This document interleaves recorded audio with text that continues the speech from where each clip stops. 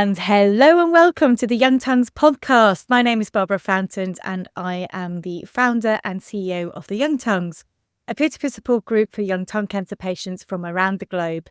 And with me, as always, is my fabulous co-host, Jamie. Welcome back. How are you this week?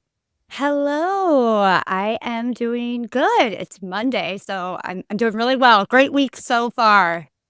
Really off to a good start. I was going to say it's like morning where you are as well. So Yeah, it's oh, like literally totally. it's kicked off. Yeah, so it's like 8 a.m. for me, so it's like the end of the day for you. So I hope your Monday was good. You're in the It was future. It was surprisingly good. I am in the future. Never thought of that. Yeah. Brilliant.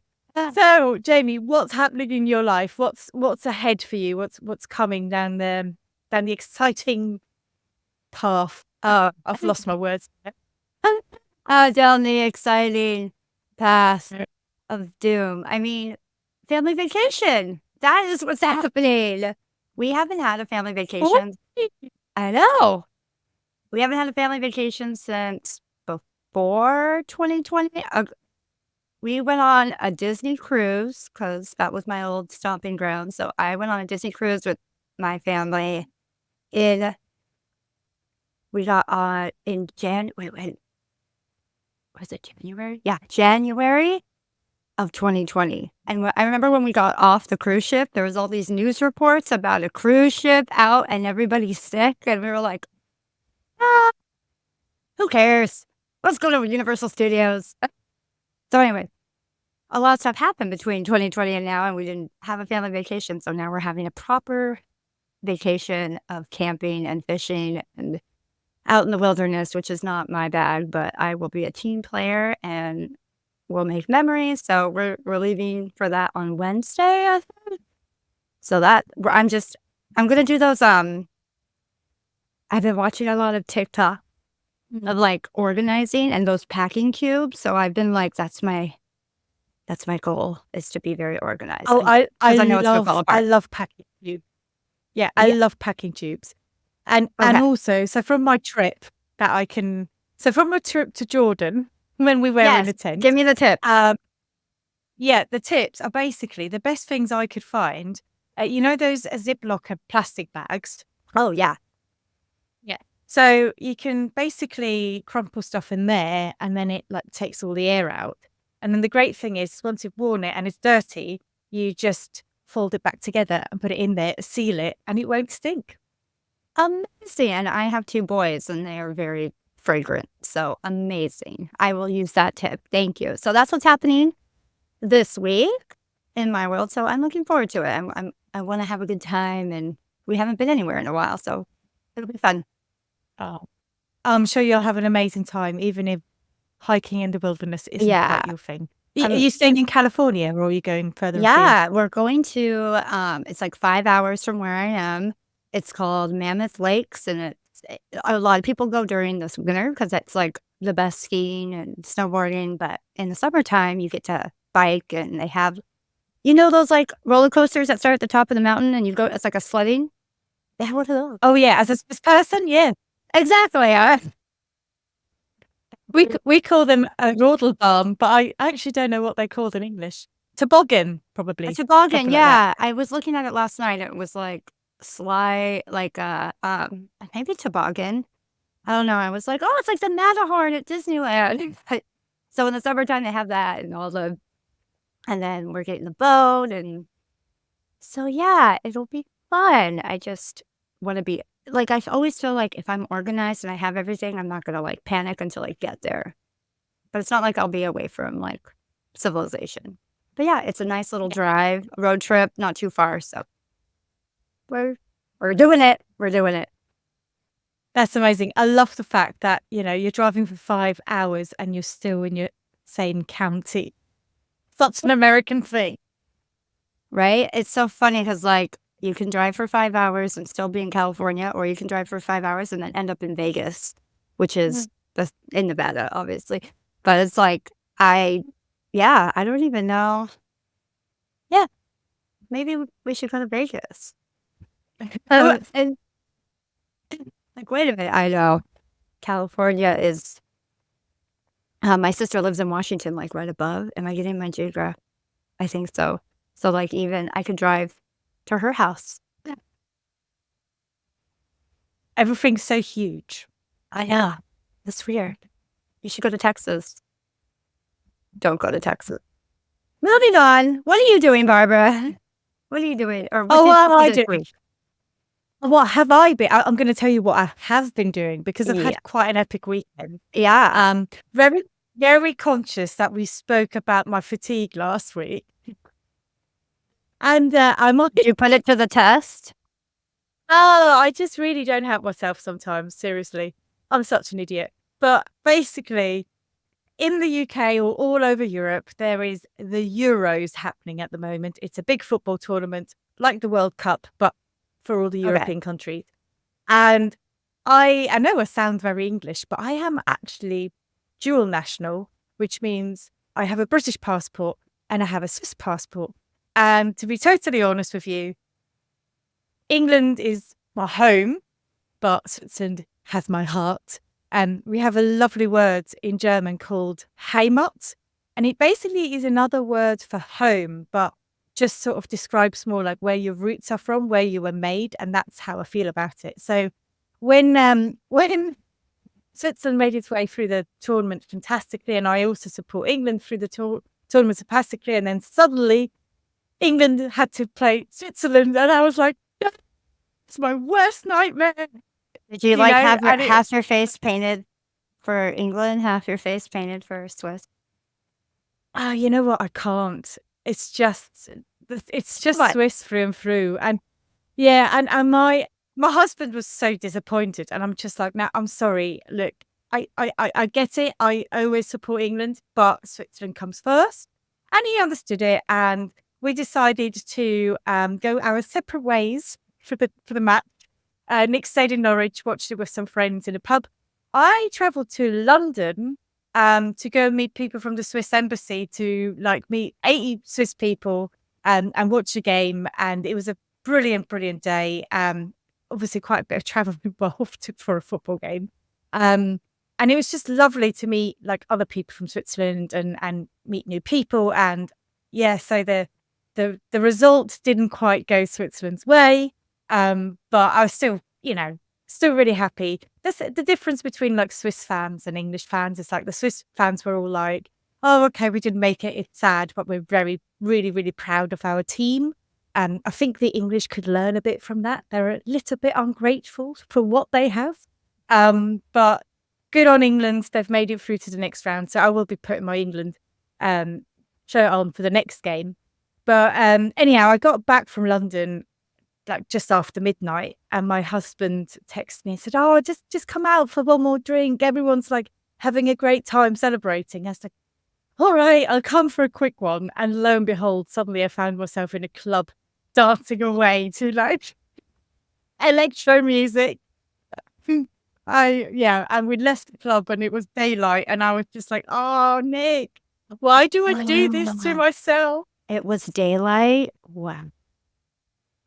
Yeah, it was around You 4 went for a.m. it. Oh my God. And I have the feeling like I was obviously tired yesterday and I did crash a bit, but I feel like I haven't had my big crash yet. And I'm still hoping it's just not going to come. Maybe I should just continue dancing. Be fine. That sounds like a great But idea. yeah. Yeah. So I was just like, oh, what am I like? But yeah. So anyone listening who's going like, Barbara, you need to manage your fatigue. But you were like in the I'm moment, making it was a great where you're probably like feeling so good because you're around like the Swiss fans and like and how they are, and then going out. Like I get it when you're in the. It's like, oh, I feel good. It's not until you get home and you're like, ah, it's just yeah, no, oh, it just really was like that. And I do sometimes feel like the most spontaneous nights are always the best ones. always. And we just had such a great time with our friends. So I was like, oh, okay, fair enough. It not helped by, so I've now got 2 days in the office today and tomorrow. And then I'm off to our annual festival. So I've got another 4 or 5 days of dancing away. Oh my gosh. Yeah, I have taken the Monday after off because I just said to Nick, I am just Yes, going to be a zombie. I've It's learned going when to be I that long. do yeah, I've learned now to always take the day off after because you need to recoup. Always. Indeed. Absolutely. So yeah, that's what I've been up to. We'll give you another life update in the next episode. Get caught Hey, together. I'm gonna go out with you next But time. anyhow, today's topic. Let's get to today's topic. Today's topic is all about that really strange time between being released from hospital after surgery, then the time you spend like trying to figure out what you're doing and healing and taking your time. And then you have this appointment back at the hospital after to talk about what comes next. So, Mm, Jamie, again, your experience will be so different because you had to go through this during COVID. So, you yeah. wouldn't have had much contact with anyone else other than with your family. What was it like for you?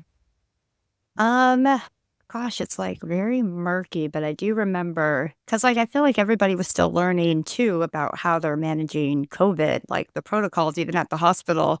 I felt like they were kind of scrambling. Like I remember nurses talking to one another, being like, "Well, are we supposed to do this because now this is turning into this ward and this," and because they were going to take me out of where I was and put me in a different area because they needed that area for COVID patients, but I I couldn't talk, so you're just sitting there, and I remember listening to be like, "They don't know what they're doing either."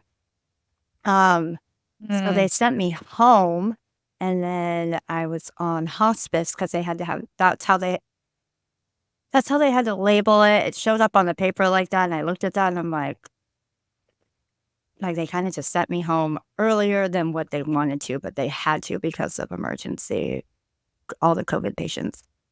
So they put me on hospice, so I did have someone come into my home a couple times to take care of the bandages and teach how to do the feeding tube. So all that was taught basically through at the hospital on an iPad on FaceTime to my husband, and then with someone coming in like once every 2 or 3 days. Um, it was a lot of sleeping and a lot of yeah, just I had a chair that I would walk to in my room, and then I eventually made it downstairs, but I had, like, the feeding tube, and then I also had I mean, I'm sure you did too, the drain thing from I didn't even realize what I had coming out of my head and trying to take a shower, like, that was just a dance in itself, but, um, I just wanted to sleep. I just wanted to sleep until it was time to talk to somebody on the phone. I didn't go back in um, I had to get my until I was had to get fitted for my mask. So everything I did was over the phone talking about the side like this is what the report came back from the hospital. But I do think it was kind of lucky because I hear that people have to wait a while for the pathology report. Sometimes it's like, oh, I'm waiting to see if I need it. I got mine like pretty quick. I knew I was going to have radiation like by the second day I was home. So I had Wow. really quick.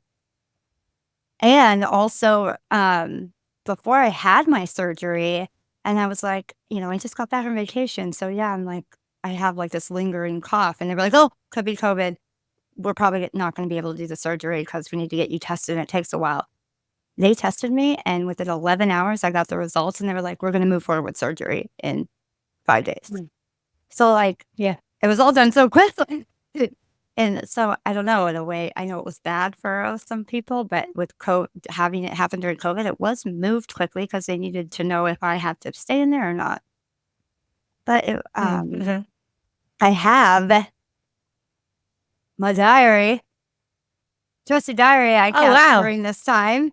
So I was like, what the hell was I talking about during this? What was I doing? And I totally forgot. Like after, okay, so this is April 30th.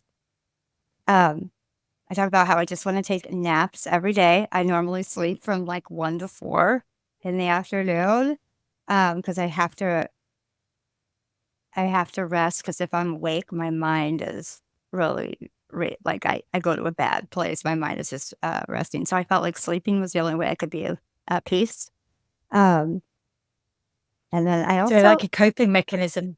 totally, totally, that's what I had to Mm. do. And I really was disconnected from my kids because I didn't want them to see me like this and not being able to talk to them. So I kind of just like, I'm just gonna wait till I'm all better before I can like interact. I was like, I just need to be in here. Like I was kind of in my tower, my Rapunzel tower, and I'll be here until I'm ready to come out. Um, yeah, it's and then also I started doing Reiki because I was like, I need to get my once I found out about radiation, I was like, I want to get my mind right. So when I go in, so I looked up Reiki and meditation. So I was like getting my mind ready and being mentally prepared for what I was gonna have to go through. And I wrote Mm. about that like from April 30th, from like May. All I did it all through May. And then yeah, up to May 18th, I had my first treatment. So from that time, April to April 30th through May 18th, I was doing Reiki to like train my brain on like how to handle this. Mm. Mm. Mm. So I Speaking forgot of, about that. I forgot I did um, Reiki. It was like super because I was like, I have, I reached for a lot of stuff. I didn't turn away anything. I was like, yep, I'll try that. Yep, I'll try that. Like, I was like, why not? Why not? So yeah, but I forgot about it. But now looking at this, I'm like, oh, this is fire. This is pretty good. yeah, I did loads of that, but for me it was pre-surgery, and mostly for me it was I was worried about I knew I'm not a patient person, and I just thought this is going to be like the ultimate test for like your patience and like keeping calm and not like stressing yourself out over it, basically. So Mm. I went down the meditation route, and I have to say, I've been resistant to meditation my entire life, but in that moment, it really helped. And I don't want to sound like some sort of hippie. It's not, it's not like that. And I think it's also like you can make meditation work for you in different ways. And it's not all about sitting there with your legs crossed going on. It's a lot of different versions of that. So, yeah, for me, that was really helpful. And you just very briefly touched on the subject of your kids. And I know that we have a lot of people listening who have younger kids, and your kids were really young Mm-hmm. little boys at the time. Yeah. How did you manage that phase when, let's be honest, post surgery, most of us look not our best to say. I mean, we look gross. It's, even from an adult perspective, you go, oh my Yeah. God, that you look awful. You But look sick. kids, Yeah. yeah. But what was it like for your kid? Were your kids scared of you? Yeah, totally. Didn't want to be near me. And even explaining it to them what happened, like they were like 2 and 4. So it was like all the tubes and stuff. Yeah, it was scary. It looked scary, swollen, a big cut on my neck. Like, yeah. And they were just kind of like just staring at me and I couldn't say anything. And then they were like, you just saw everything on their faces. So I think when I came home and I saw them and they're like, "Mommy's home from the hospital," and I saw the look on their faces after they saw me and they're like they wouldn't even, like, give me a hug. They were just like, "Uh," like, scared, and I get it, but, that kinda just made me be like, I need to, like, just rest and get better quickly because I can't deal with, like, my kids rejecting me. That's what it felt like, and I get it, like, it's scary.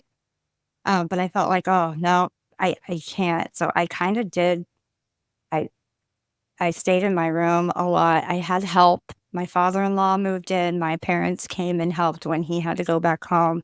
John was here. But so he had a lot of help, and so I knew the kids were well taken care of, and I was just like, "I'm just gonna rest." And then, I once this is all over, I'll be able to be mom again. Like, I definitely had a disconnect and, like, even yeah, like I said, it took me a long time to even go down the stairs and sit outside with them while they, like, play outside, and then I'd be like, do that for 15 minutes and go back upstairs because I couldn't talk to him, and you wanna talk to him, and mom can't talk, and she makes these noises and has this tube in her nose. I was like, not embarrassed, I felt ashamed, like, I'm like, "Oh, look, I got sick and I'm young and I can't even take care of my kids." Like, I felt embarrassed I had to have all this help, and it was weird. But, yeah, I totally disconnected, and I just was like, "I need to get better so I can be mom." Wow. Oh, Yeah. oh, well, I'm welling up, Jamie. It's really tough. No, It's kinda like it's you're really fighting, tough. like, 'cause you're fighting, and, I was like, your mom instinct, like, 'cause, you're responsible to take care of these tiny people. Yeah, I have the help, but, like, if there was a certain way you do things as a mom, it's your household and you take care of it, and I just had to let that go, and that was really hard because I was like, "I can't do it. I cannot do it. Take the help. Take the help." And, yeah, it was hard, and I shut myself in for a while. Yeah. Yeah. But don't you think that actually there is no shame in that, and that was actually what you needed, and you needed to look ultimately, you needed to make sure you were getting gonna get better in order to be mum again. Totally. And That was for how that I to was like, happen. yeah, it was like a hard, like, "I have to do this. I have to do this for my kids, and this is the way it has to be." And yeah, like, I went into that mentality of, like, "This is how I have to get better." And then that's when I Mm. went down the rabbit hole of, like, how can I train my brain to stop thinking about this and once I knew I was gonna get radiation, how can I prepare for that mentally to go into that? Because then that's a whole whole 'nother thing. So that time in between coming home from the hospital and before radiation, I was, like, shut in and, like, just sleeping, and I would pop out and be like, and I just looked gross, and I can see the look on their faces. They're just like, "Ugh." But we talk about it now, they remember everything, so it's like, see, I knew it. They would recall it's like a core memory can recall even being that young. That was gonna be my next question. I was gonna say, what are they like now, and how much do they remember? Yeah, they remember more than I thought, and, we talk about it, and my oldest obviously remembers more, but he is just like, and he even like, wrote about it at school one time, and I was like, "Wow, you remember that?" And yeah, it's like they were dealing with it too, and I didn't think about that until after that they were dealing with it. They did Mm, understand. mm. And also unique set of circumstances because it was COVID and they weren't in school, they were at home, Yeah. they were in their They're own little bubble, they didn't Yep. have any normality at all. So not only did they have the whole COVID thing going on, but also their mum was sick. They Mhm. probably didn't quite understand what was going on, and she was upstairs in a room and she looked scary. I mean, that's Yeah. like So that was another layer too, where it was like mom's sick and everybody else in the world's sick. So everybody has what mom has, or mom has what, because it's cancer, COVID. I don't think they understood. They were just like, "Oh, yeah, you were sick same time everybody else was." I'm like, "Yeah, but it wasn't that. It's this and it's mm, so." But they definitely remembered and could recall certain things that I've had forgotten. So I do talk to them, and they are very, I wanna say, like, they're very in tune with their emotions, and I love that because they feel okay to talk to me about stuff, and they do cry and then talking about it, and they were like, "We were worried that you were gonna die." I'm like, that wasn't even I was like, "No way. No way was that gonna happen." But, yeah, there was a high potential that could happen. But, I'm just really grateful that now, maybe from that situation, we have a better emotional rapport now that they can come to me and be like, I'm gonna explain to you exactly what happened." And they ask questions. And that's, as a mom, you want that. You want your kids to be able to come to you and ask the questions. So that's a mm. positive from it.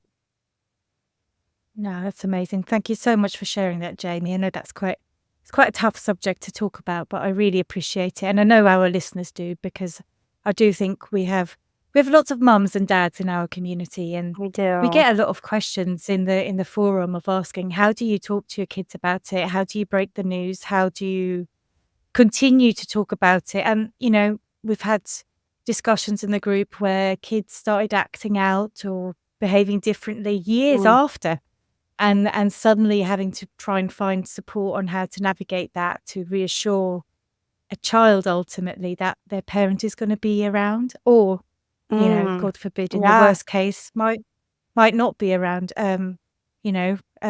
Let's hope, touching all the wood that's around me, that doesn't happen for Yeah, anyone.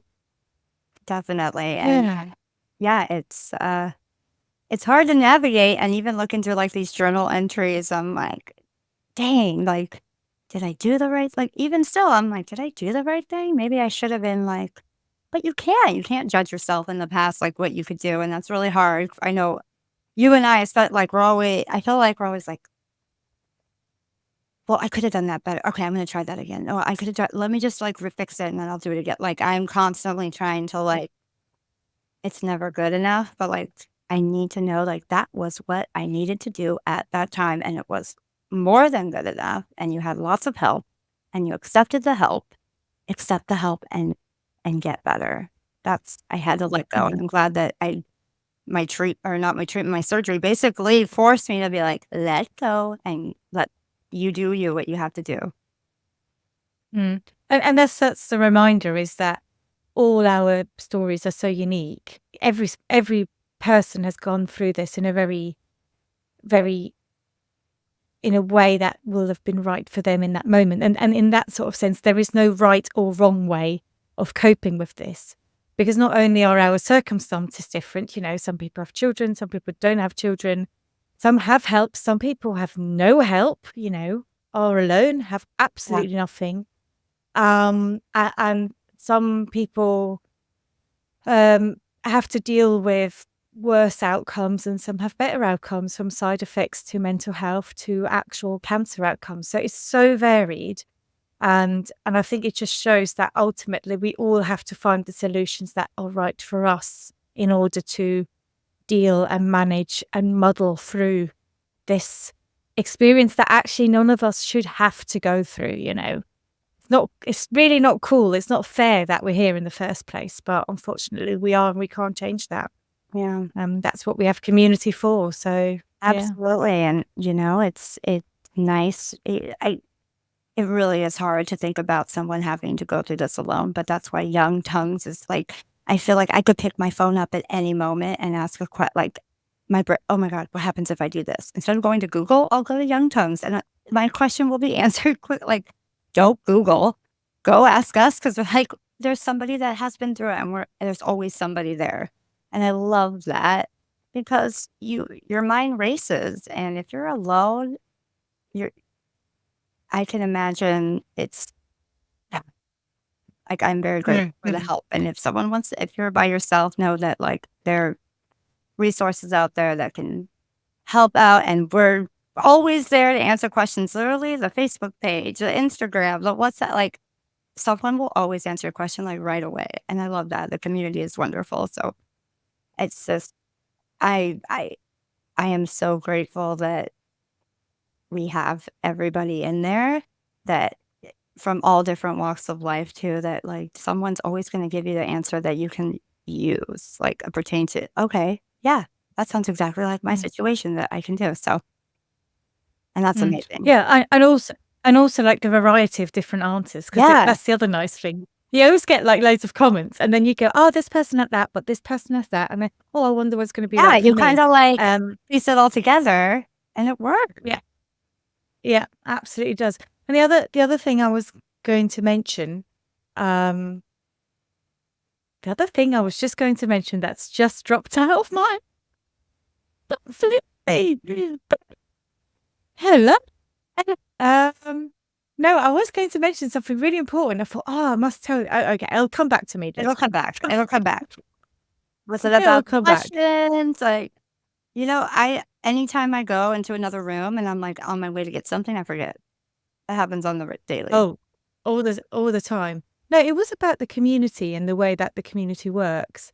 And I had that really, really good line, just like on the tip of my tongue. um. Oh God, gallows Oh, humor. We all need to laugh. So, oh no, it's come back. It's come back. yes. Yeah. The other thing that I also like about the private Facebook group and the different chat groups is that you can also come and have a rant. and just go, I am miserable. This is hurting. That's annoying. Da da da da da da da. And you say, careful, I'm having a rant. But what I really love is that the comments that come underneath, there isn't one thing that I think is so unique about the Young Tongues is that there isn't the spiral of doom. It's actually the opposite. Someone will have a rant and you need a space to have a rant, and you need to have a space to just say how shit this is.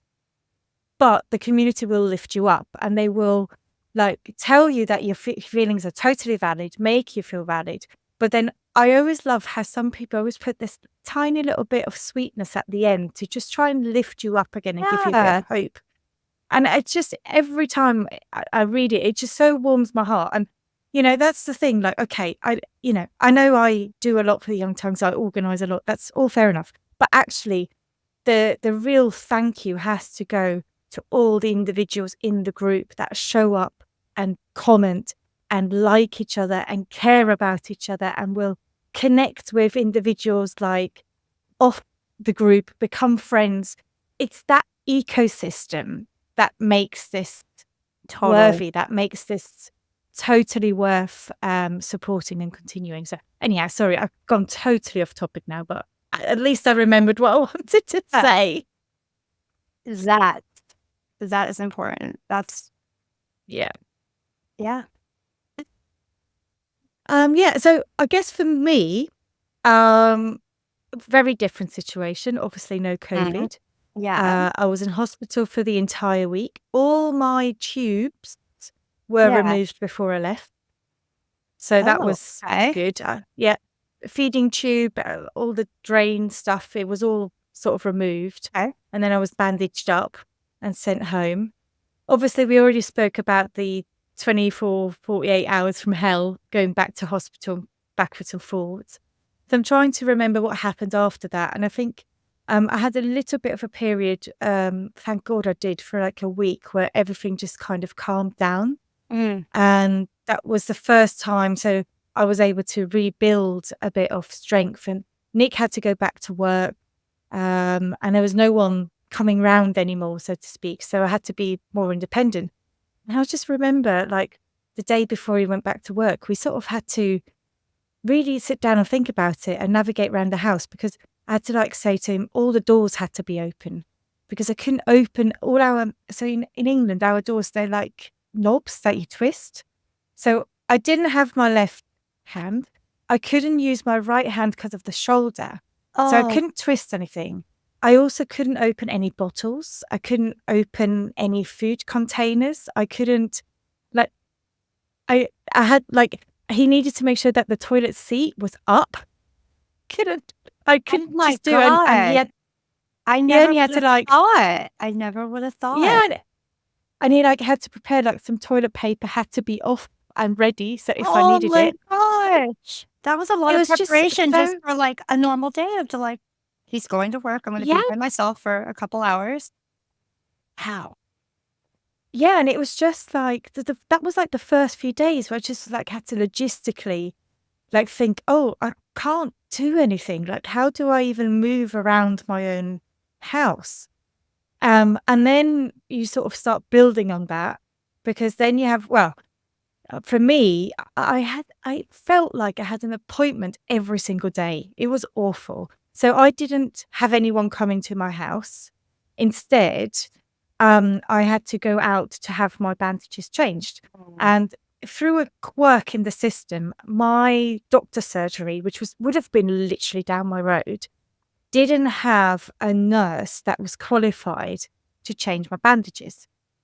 But the hospital would, as in the plastic surgery department, would only see me, I think it was once a week, but I had to have my bandages changed 3 times a week.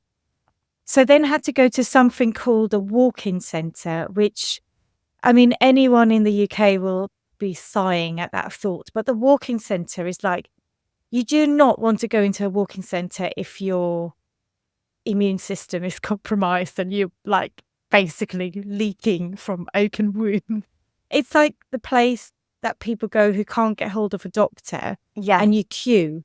Yeah, like a free So I clinic, like here in America would like be like a free clinic. yeah, like a free indeed. And it was like the trouble was I couldn't drive. I didn't have money for a taxi because that would have been too expensive. So I then started to have to plan, okay, so this is like a 40-minute walk from my house. I You were can't gonna walk for walk? 40 minutes. You thought Yeah. about walking? I No, I did it. I had to. I had no choice. We I was Oh, self-employed. I had no sick pay. I had no work. The benefits really didn't cover much at all. And we just didn't have the cash to like book taxis for me to yeah. go everywhere. So yeah, so I thankfully there was like a coffee place right like halfway, and in between each of them was also a bench. So I would walk 10 minutes, sit on a bench, walk 10 minutes, be in the coffee place, walk 10 minutes on another bench, and then walk another 10 minutes, and then finally arrive at the clinic. It would take me hours to get there because it was just so exhausting. Yeah. And then when I got there, it usually was about lunchtime. So if you go to these places, you want to go like really early in the morning, but there was no way I could do that. Mm. So then I get there around lunchtime, which is the worst. So usually I was waiting like 2 to 3 hours. And bless them, they sort of knew who I was after a while and just said like, "Look, I really don't wanna get sick. Like, I don't wanna pick up anyone's cold or anyone's flu or." And then it was winter, so I couldn't, like, sit outside. So they had, like, a little side room that they would like, if it was available, they would let me in, and sometimes it wasn't available. But it was ridiculous, and it was only years after that I mentioned this to a friend who's a surgeon. She was like, "That should have never happened. Never. Like, there's I think no way." no way.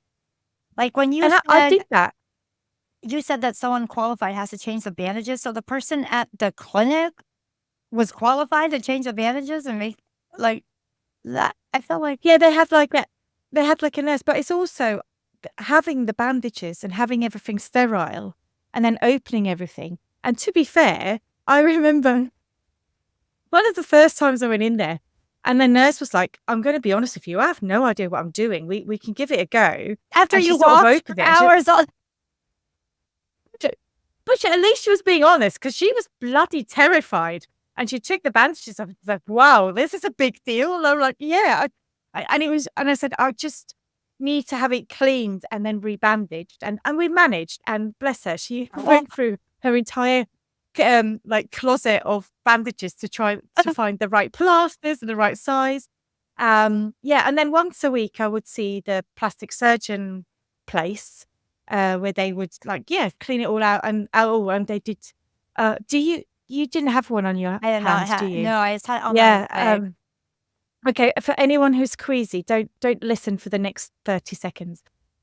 Basically with the time, like all the hard, the hard blood, the dark Yeah. blood and the dead skin would have to be picked off and peeled off. Ugh. So in order for it to grow again and over, and I have to admit, I've always been quite queasy with stuff like that, and I really struggled. I used to be sitting there and Would you like just look away? Or I try to look, yeah, I would look away anyhow, but even just the feeling, and it was that, and it wasn't a quick thing. Like that would take a good 20 minutes of just like like deep breathing, and also with me, I know some people their like grows back together quite quickly and heals together quite quickly. Mine didn't quite behave, and it went on for 6 weeks, and it was just like oh, never ending. And a bit of my where the main arm thing is didn't take, and then yeah, it was like had to heal from the inside. So the skin graft didn't take, and had to heal from the inside. And I just remember that being like really arduous and really like quite distressing, and I just couldn't wait for that, for that just to be over. But yeah, for no, I would say for 3 weeks, I was doing the whole thing going to that clinic thing. And then thankfully it healed to a point where at one point I just turned around to the lady at the plastic surgery place and say, there's extra 2 times I need to change the bandages. Can you just show me how, please? because I have no energy to just try and walk down to that place and back. And then the worst thing was because of the fatigue and stuff, I was getting lost on my way home. And I remember once I went the wrong way in Oh, my own city, and I found a Costa coffee. Other coffee houses are available, and sat in there and just cried. And then because I just couldn't figure out where I was or how to get home. And then this lady came over to me and she saw my bandage on the hand and she saw my scar around like the neck and totally had the wrong assumption to what my oh, problem was. And yeah. oh my So gosh. yeah, bless her. Like obviously you see someone sobbing and my face was swollen and everything, but she wouldn't know that it was swollen. She like yeah, bless her. She came and thought I was yeah. Oh, suicidal. And I'm like, no, I had cancer and I don't know where I am and I'm just exhausted and I want to go home.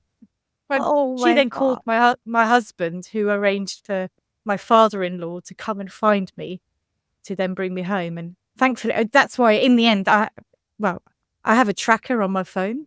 I still have it. Probably don't need it Oh anymore. yeah, But like I've where got a your tracker on my location is, phone. right? And Yeah, where my location is. So my in-laws or my husband can find me if I get lost, basically. oh, they had to put So yeah. an air tag on Barbara. There she goes. Yeah. Oh my Yeah, god, that and I guess awful. Like I can't imagine being yeah, so you just did all that, you're so sick, and then you have to walk home, and then yeah, you probably like took a wrong turn like and oh my and in the gosh. middle of all of that, because all you wanna do is sleep, and you're Yeah. still, like, on various pain meds, and you're Yes. trying to wean off, but you're also spaced out most of the time, and in all of that, I had to go and do so this is, again, a British thing people recognise. In order to get, like, the full benefits, you have to go to an assessment, where they basically assess if you're sick enough or not. Oh. So your doctor's report, all the information that is available about you isn't good enough for them to just give you the benefits, which is ludicrous. And I remember I think it was 2 weeks after surgery. Yeah, it was definitely two. I was in a really bad state. And I remember sitting in this waiting room and just thinking to myself, what the hell am I doing here? Like, surely I walk into this room and you look at me and you go, Jesus Christ, yeah, you're fine, sign off and go home. No, I then had to sit there and be interviewed in quite personal detail about what I could and couldn't do. And like one of the questions was like, can you open a pint of milk? I'm like, well, I can't open anything uh, with this hand. But then I thought to myself, but I could with this hand. Yeah. And my GP, my doctor had coached me not to tell them that because otherwise it might go against me in terms of getting the benefits. Even though I was like, I couldn't cook for myself, I couldn't like do most things. And also you need a bit of time to recuperate. And then right at the end of the interview, they made me stand up and said, can you put your hand on your head and on your shoulder and on your hips? And I joked and said, do you want my knees and toes too? And the guy went like, can you do that? And I'm like, no, I can't do that. It's like, I felt inhumane. I felt like a number. I felt, you know what? No one really gives a shit. They really, really want to make sure you're not fibbing and that Yeah. you're really sick. And I just thought, how degrading that I Oh. even have to be here. You know, you have so many letters that would tell you about the operations I had, the Yeah. diagnosis I had. Do you really need to see me? Yeah. Yeah. So sorry, that's a sidebar stroke rant stroke. We've just had an election and now have a new government. Let's hope it gets better. Yay! Oh. But Oh. it's just like Yeah. that's the reality for anyone in the UK wants to get benefit Wow. to help them survive. So you can pay for a taxi to get from A to B. Yeah. And then I didn't even get that in the end, so never mind. Not bitter at all. Not You bitter at made all. it home. and you have a Yeah. story, but I Yeah, can't indeed. I have a believe you story and everything. walked. I still I can't believe that. yeah. I wouldn't even go No, downstairs. I just didn't have a choice at the time. And ultimately, I think that's one of the things, like, when we talk about campaigning and stuff for young tongues, Um, I think that's still a huge driver because that it made me so angry, and I just don't want other people having to go through that yeah, as well. And I do um, hope things have improved a bit, but at the time it's a real yeah. well, real cock up. There's no other way to describe it. I'm just looking at the time, and I just realised I didn't cover the most important bit, which was the topic today, which is about then deciding whether to go for radiation or not. So And I when feel, yeah, when the pathology and stuff came through, and I feel like I just need to tie this up because I feel for next time we will be focusing on your radiation journey. Shall we call it that? Journey? So it's a yeah, journey.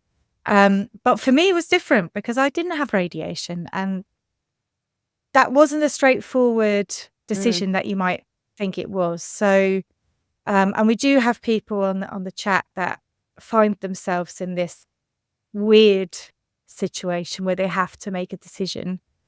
And so for me, my diagnosis was that they have removed the tumor. My surgeon sort of explained to me that the way to think of this type of tumor isn't like a solid rock, more like a octopus with tentacles. mm, So it sort of grows like this, and which that's how it sort of ends up traveling through your lymph nodes or okay, going elsewhere in your that's a body. good analogy. I haven't heard that Yeah. before, but that is better. Yeah. And so they were like, the surgery is all about finding out how far have those tentacles gone. That's why they do the neck Mm, dissection too. And they never take, or very rarely take, all of your lymph nodes, but they take enough so they can make a good estimation of if you are clear or not. And I caveat this, there is some very cool clinical trial stuff going on that will help them make even better informed decisions in the future. But at the time where I had this, there was no other method, and scans and stuff, nothing pops up in that sort of sense. Now, my pathology report was that they had found some cancer in one single lymph node. If they would have found cancer in two lymph nodes, I would have had radiation, no question, no option.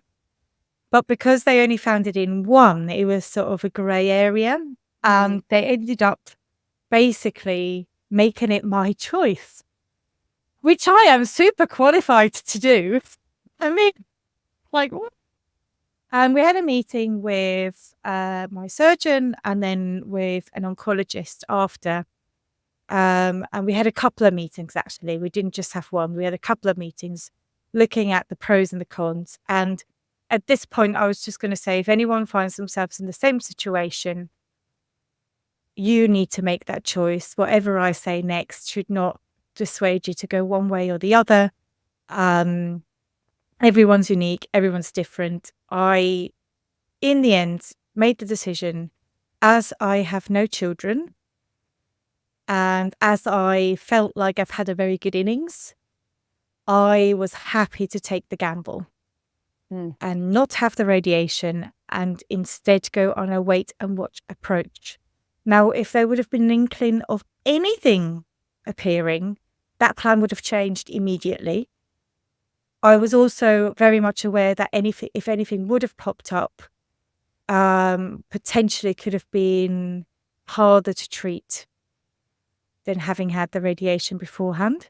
Mm. But I was also aware that we could do the radiation on this one side and then it pops up on the other side. And then we've done the radiation and we don't have that card to play. So overall, it's like a big game of poker. Yeah. And they're just without any rules, and you just don't know if you're going to win or not. And actually, 5 years out, I still don't know if I've won or not.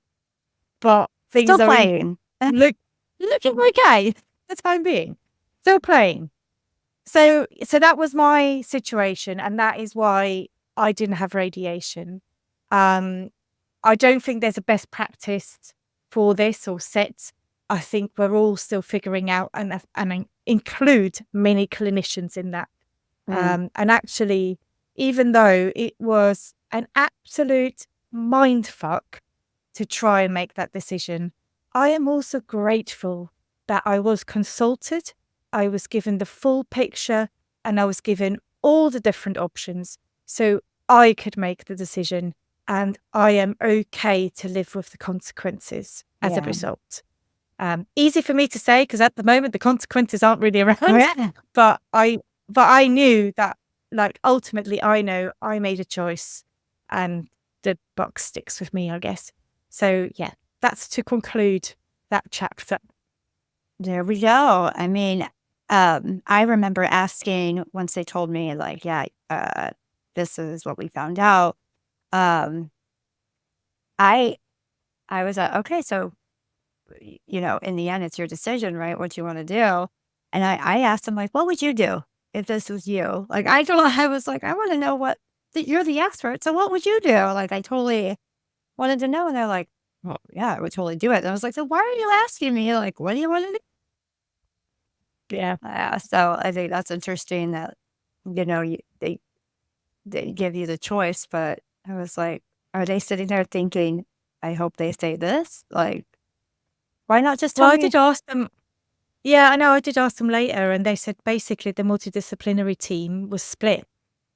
Oh, So there were people but that felt I should have had that's the hard radiation, and too. there were It wasn't like yeah, a and there were some people. yeah, No, there was no clue, and that's the thing. Both sides were just as passionate about the outcome. So I guess in the end, that's why they had to put it to the deciding vote, being me. yeah, okay, Um, yeah, and ultimately, it was all about risk management and how true. risky was I willing to be. It could have gone totally the other way. Yeah, And we see that as well, unfortunately, where the original cancer isn't fully removed, and it's yeah. there and it hides, and then it appears, and then it's like a fucking hurricane that is destroys everything in its path, and you don't wish that on anyone. Oh, So what it's not easy being a patient, but bloody hell, it can't be easy being a clinician trying to make those decisions and trying to make those recommendations. on the You've got daily. But on the yeah, daily. on the Mm. daily. That's great. Yeah. I'm grateful that they do what they do, but yeah, I could never have to give somebody that. Just I don't know. Like I just, whew, I'm just happy there's people that can do that. Yeah. Yeah. Right. Shall we finish off with our listener's Yes. question, which I think you Okay. have? So at the end of every episode, we always ask a question. And our question today is how quickly after surgery or after everything, how quickly did you return back to work? Did you return back to work? Or how long did it take you to feel like you were ready to work again? Oh, that's a really difficult question. And really a hotly debated one on our feed quite often. And I always admire people who are like back at work within weeks, and usually Americans. But I always wonder if that is actually by choice, or if it's to do, I moan about our benefit system, but at least we have one. So I wonder if actually a lot of people don't have a choice and just have to go back to work no matter Yeah. in what state they are in. For me personally, um, the surgery, the the length of the surgery and the fatigue really fucked me up for months. Um, but so let me rephrase this. If I had been an employee and employed by someone else, I reckon I would have had 9 to 12 months fully off work. And I reckon I would have returned on a phased return part-time for 2 to 3 months, and then slowly built myself up depending on what my job was. And I say this with hindsight because I think that's the time that you need.